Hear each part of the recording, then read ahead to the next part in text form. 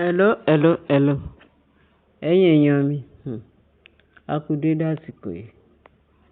Wọ́n ní tán bá ní kán tún dàálẹ̀, kán tún ṣà. Naomi right o, ó right gan-an ni. Ṣèbí kábíyèsí náà fojú rí.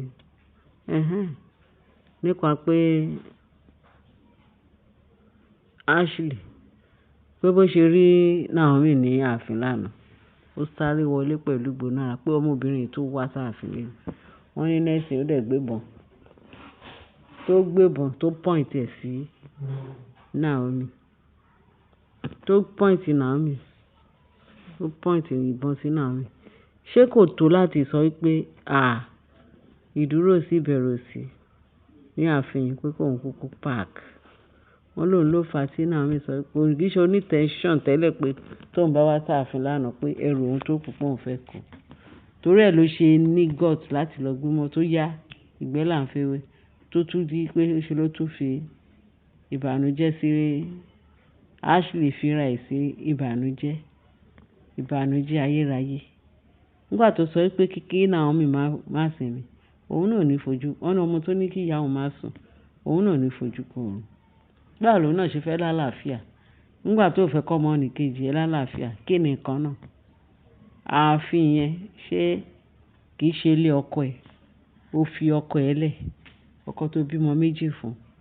Wọ́n ní Michelle àti Adémákinwá àbí kí wọ́n ló ń jẹ́. Wọ́n ní àṣé bàbá ẹ̀. Àṣírí yẹn ti tú, kì í tẹ̀ ṣe nǹkan téèyàn tún fà fi ẹnu sẹ́gbẹ̀ẹ́ kan téèyàn ń bò. Gbogbo íńtánẹ́ẹ̀tì ló ti mọ̀ pé ọmọ Adémákinwá yẹn pé kì í ṣe ọmọ kábíyèsí. Ó tàn bókù. Ó túmọ̀ pọ̀. Ashley ń ṣe káàkiri. Ìwọ òun ló ń fún kábíyèsí ní gut láti sọ pé tóun kú àbí kóun gbà àbí kóun má gbà. Wọ́n ní gbò bá ya ọjọ́ iwájú ni kí kábíyèsí máa rò. Torí nígbà tí ìṣẹ̀lẹ̀ burúkú yẹn bá dé, wọ́n máa níbo ló ti rọ́mọ. Ọmọ tí ò ń ṣọmọ ẹ̀ tó bá tẹ̀lé pé ó fẹ́ adopt ọmọ, that is another different case. Kì í ṣe tí Ashley tó ń fi ọmọ yẹn nu kábíyèsí pé àfi kó gbà dandan. Whereas kì í ṣe ọmọ kábíyèsí. Wọ́n ní ọmọ àlè tí inú ilé tó bá ti ń tòrò kẹ́mọ̀ pé ọmọ àlè ibẹ̀ ò tí ì dàgbà. Èwo yìí kéré sí. Kábíyèsí ẹ ṣáà protect, Ọlọ́run ló protect wa. Ó ní protector wa bẹ́tẹ̀. Ẹ ní kí kábíyèsí kó bójútó ọmọ Naomi àtàwọn ọmọ ẹ̀ kó bójútó. Tádé ní ká wò. Ẹ bójútó ìjà ìlara ṣe mọ̀ pé wọ́n ní kò ń tán bọ̀rọ̀. Àbí kábíyèsí ṣùgbẹ́yìn náà mọ̀ pé ìjà lára ò ń tán bọ̀rọ̀. Ó túmọ̀ pọ̀ àwọn èèyàn kéèyàn wọn yẹn kò ní mú yín o, kò ní bá iṣẹ́ yín jẹ́ o, kò ní bá ayé yín jẹ́ o, kò ní bá ayé ẹ̀yin àti ìyàwó yín Naomi jẹ́ o àtàwọn ọmọ yín o. Because ogun yìí tó jẹ́ pé ogun ojoojúmọ́ ṣáá ni ọ̀rọ̀ Ashley mélòó la fẹ́ sọ mélòó ní ká wí. Wọ́n lòun ló fà á tí Naomi sọ pé tó wá pé bẹ́ẹ̀. Àná wọ́n gbọn ọwọ́ ìkuru kúrò nínú àwo. Wọ́n fẹ́ fọ́ kúrò nínú àwo. Ashley tún gbọn ọwọ́ ẹ̀ sínú àwo. Wọ́n ní lá ọmọ yẹn pé kójú má rí ibi gbogbo ara lògùn ẹ̀. Òun ló fà á tí Naomi fi gbé mọ́tò tó sọ pé ó yá gbogbo ẹrù pátá kójú má rí ibi pé gbogbo ara lògùn ẹ̀. Òun ló fà á o. Kì í ṣe pé Naomi ló láṣejù tó yẹn o. Wọ́n ní ọpẹ́lọpẹ́ pé kábíyèsí lánàá yẹn tí ò bá jẹ́ bó ṣe sáré dúró sí tọ́mọ yẹn sáré sẹ́yìn kábíyèsí. Wọ́n ní àmọ́ nǹkan tó lè fà tó lè happen lánàá yẹn. Wọ́n bá ní ṣe ni kábíyèsí wa ní ó dà kó yin òun. Ọlọ́run má jẹ́ a rí àìmọye àwọn tó jẹ́ pé ẹni tó fẹ́ gba ọta tó jẹ́ pé straight bullet kí Jésù má jẹ́ kí ó bọ́ sí sàkání wa. Torí èṣù tó ń ṣe Ashley yẹn kọ́lọ́run má jẹ́ kí ó lọ bọ́ sí túláàsì láàfin jọ̀kan. Kí kábíyèsí ya tètè jẹ́ kí eléṣù kó sún mẹ́yìn wọ́n nígbà tí kábíyèsí tọ́rọ̀ yẹn ṣe bíi pé ọ̀rọ̀ yẹn wá wálẹ̀ pé at least pé ńṣe ni àṣẹ kábíyèsí ti lọ pe àwọn DSS.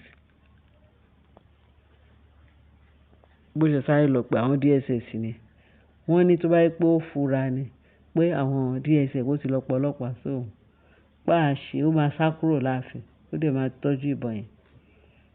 Wọ́n ní bó ṣe ṣetán wọlé wọ́n ṣáà plead fún ó wọlé wọ́n mọ̀ pé ikú tó fẹ́ pa á ní kábíyèsí lọ sẹ́ẹ̀tì fún bó ṣe lọ pé wọ́n ní kábíyèsí wọ́n lọ pé àwọn DSS.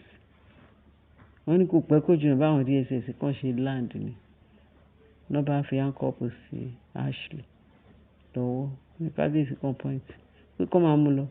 Any question tẹ́ fẹ́ béèrè lọ́wọ́ ẹ̀ tó bá ti béèrè òun ló máa answer òun máa answer pé kán jẹ́ kó òun gbọ́. Wọ́n ní àti wípé bọ́n ṣe handcuff ẹ̀ tán wọ́n ṣọ́ àwọn kan wọlé wọn lọ search gbogbo inú ilé wọn wá rí ìbọn yẹn báṣọ ti lọ tọ́jú ìbọn yẹn sábẹ́ bẹ́ẹ̀dì. Táwọn ẹ̀kọ́ tó wá pé kábíyèsí ti fura pé ó máa pe DSS ó máa ti sá lọ àbí kó tọ́jú ìbọn ibi tọ́lọ́run ti máa mú gidi gan. Táwọn ẹ̀pọ̀ Ọlọ́run ò lè ṣe nǹkan kó má fàyọ pẹ́ẹ́lẹ̀. Èèmù àbí kí ló ń jẹ́ kò come to his senses pé àbí tán wá sọ pé bó lòun ti rí ìbọn kan pé a ti ṣe lọ sọ́nà àbí kó lọ wábì kan tọ́jú ẹ̀ pamọ́ sí kó má fi sínú ilé yẹn. Ẹ̀tọ́ Ọlọ́run tó bá máa mú oníṣẹ́ ibi wọ́n láwọn DSS wọ́n ká ìbọn yẹn nínú yàrá níbi abẹ́ nígbà tán stress ní search gbogbo nílé. Wọ́n bá ní that's right pé Ọlọ́run ló ní evidence gan-an lélẹ̀. Ńbo ló ti rí ìbọn? Ó fẹ́ sọ̀rọ̀ wọ́n ní má sọ̀rọ̀ ọ̀rọ̀ pé tó bá dé station ibi tó ti rí ìbọn àti ẹni tó fún ẹ láńsẹ̀nsì ìbọn nǹkan tó sọ pé ó fẹ́ fi ṣe o tán fi lọ fún ẹ pé tó bá dé station pa lọ ṣàlàyé rẹ̀ níbi ó mọ̀ pé ìbọn tó lọ fi sínú ilé ta ló fẹ́ fi pa pé àṣé ó lọ tọ́jú ìbọn kò fẹ́ fi pa Naomi pé kò sí problem pé Ọlọ́run má jẹ́ àárẹ̀ tí kábíyèsí ò bá ṣe nǹkan tó fẹ́ ó kàn lè èṣù lè lọ ṣe kó kàn gbé ìbọn yẹn kó yìn fún kábíyèsí kó sá lọ. Ọlọ́run ò dẹ̀ ní jẹ́ kí orí àwọn ẹni ẹlẹ́ni gbàbọ̀dé orí kábíyèsí ò ní gbàbọ̀dé orí Queen Naomi ò ní gbàbọ̀dé orí àwọn ọmọ tí Naomi bí fún kábíyèsí agbègbè àwọn ọmọ kábíyèsí kò sí tó máa gbàbọ̀dé. Àtẹ̀yìn tẹ̀ ń gbọ́ mi àtẹ̀mí náà tí ẹ̀ ń gbóhùn lẹ́nu mi lórúkọ Jésù orí wa ò ní gbàbọ̀dé o agbára ẹ̀jẹ̀ Jésù. Ẹ̀yin èèyàn mi ẹ rí pé ó gan tí ọ eléyìí kẹjẹgbẹ. Àwọn kan béèrè lọ́wọ́ mi pé ṣèbá sọ pé Ashley kò sínú palace mọ́ bẹ́ẹ̀ náà bí mi wọ́n ní wọ́n ti gbé sí yẹn ojoojúmọ́ ṣé kí ni kábíyèsí ṣe ẹ ṣáà máa bá kábíyèsí gbàdúrà torí à ń sọ lóòótọ́ kì í ṣe pé bóyá à ń kì í sọ àbí à ń confirm ẹ̀ ó ti lọ kábíyèsí ní kò gbọ́dọ̀ bá ní ààfin kí kábíyèsí tó dé sáàfin ṣé kábíyèsí tó dé sáàfin ni àbí wọ́n ló ti dé wọ́n ní dídé tó dé tí ló dé sáàfin wọ́n náà fẹ́ ṣe ọdún kínní kan tó jẹ́ pé ó involve òun náà níjẹta wọ́n fẹ́ ṣe àná náà fẹ́ ṣe ọdún yẹn pé àṣé Ashley ó rò pé òun fẹ́ arúgbá ó rò pé òun fẹ́ recognize òun wọ́n ní bí kábíyèsí ṣe rí ní ààfin tó pa kó ti lọ múra ó fẹ́ lọ bá wọn ṣe ọdún tó fẹ́ ṣe wọ́n ní kábíyèsí ti lè dànù. Èyí tẹ̀ ń béèrè lọ́wọ́ mi pé ṣèbí wọ́n ní Ashley ti lọ àbá Ashley tẹ sọ pé ó lọ fọlọ́pàá mú kábíyèsí ní UK mo ní bẹ́ẹ̀ ni mo ti ẹ̀ ń try pé kí n tiẹ̀ type kí n answer ń tàn before you know it bá tún ṣe gbọ́ another information pé kí ni kábíyèsí ti rẹ́dì ó ti lè dànù ó wà níwá tó bá wà yẹn okay for instance nsìn tó lọ gbébọn wọ́n ní ẹni tó ń fẹ́ nílùú tó lọ ń dárin tó bá dárin náà tó ń kọ́ ta ló fẹ́ bá gbé òun lọ̀rọ̀ Ashley ní ààfin ẹ má fi gbogbo ara believe pé Ashley wà láàfin ẹsẹ̀ kan lé ẹsẹ̀ kan kò dúró wọn ò fẹ́ ń bẹ̀ yẹn òtùmọ̀pọ̀ yẹn ló ń kà láyà pé after all tó ń bá lo òtùmọ̀pọ̀ kínní òtùmọ̀pọ̀ kejì ẹlẹ́ẹ̀kẹta kó lè affect kábíyèsí láyé àlá tí ò lè ṣẹ òun ni. Torí kábíyèsí bó ṣe wà yẹn, wọ́n ní 400 deity ló wà ní palace tó ń bá sọ̀rọ̀, ajíbá sọ̀rọ̀ ni wọ́n ló máa bá wọn sọ̀rọ̀ ní èdè, ó máa bá gbogbo wọn sọ̀rọ̀, ó dẹ̀ máa sacrifice gbogbo wọn. Àbí báwọn náà ṣe sọ, gẹ́gẹ́ bá ṣe gbọ́. Ashley tí Ashley wẹ̀ torí ẹ̀ ló ṣe súnmọ́ kábíyèsí ó rò pé òun lè gba agbára, òun lè ní nínú agbára yẹn. Ìgbà tí ìṣe pé wọ́n jọ fi òun àti kábíyèsí jọba níjọpọ̀. Ó fi ilé ẹ̀ lẹ̀, ó fọ̀nà ẹ̀ lẹ̀, ó fa àwọn ọmọ ẹ̀ lẹ̀, ó sáré wá fẹ́ kábíyèsí. Ó wá gbé ọmọ tí òun àtọkọ ẹ̀ tó ń jọ bí, ó wá fẹ́ tà fún kábíyèsí. Torí ẹ̀ ó ní mission burúkú tó yẹ kó time tó fi wá sí ààfin kábíyèsí kan. Ọlọ́run ní jẹ́ kí kábíyèsí wa kó dáràn, Ọlọ́run dẹ̀ ní jẹ́ kó ṣàṣedà. Ẹ wo gbogbo ìnáwó tẹ́ni ẹlẹ́ni náà pé lóòótọ́ ni Ashley bímọ fún.